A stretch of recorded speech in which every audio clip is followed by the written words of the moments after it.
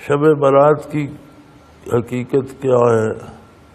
سال بھر کا بجٹ بنتا ہے، موت و حیات کے فیصلے ہوتے ہیں وغیرہ۔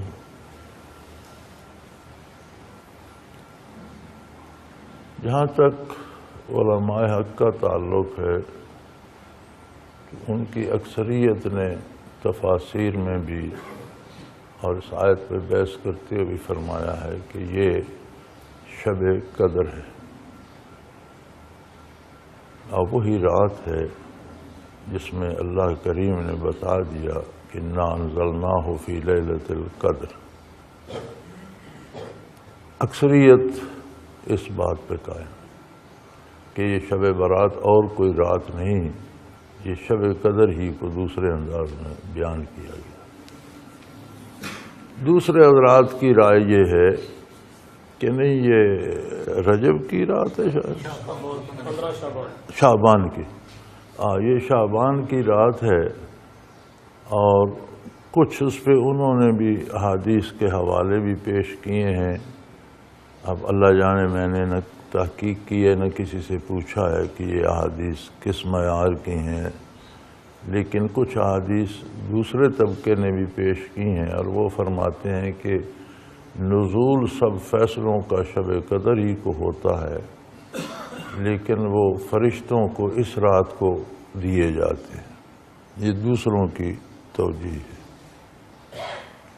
تو اگر آپ مجھ سے جاننا چاہیں تو میرا مسلک یہ ہے کہ میں سمجھتا ہوں یہ شب قدر ہی ہے۔ اب رہا اگلا سوال یہ دھوم دھڑکے سے منانے کا، یہ یار لوگوں کو کھانے پینے کے بہانے ہیں، چندے جمع کرنے کے بہانے ہیں، موج میلہ کرنے کے بہانے ہیں۔ ان دھوم دھڑکوں سے منانے سے اصل کیا ہوگا؟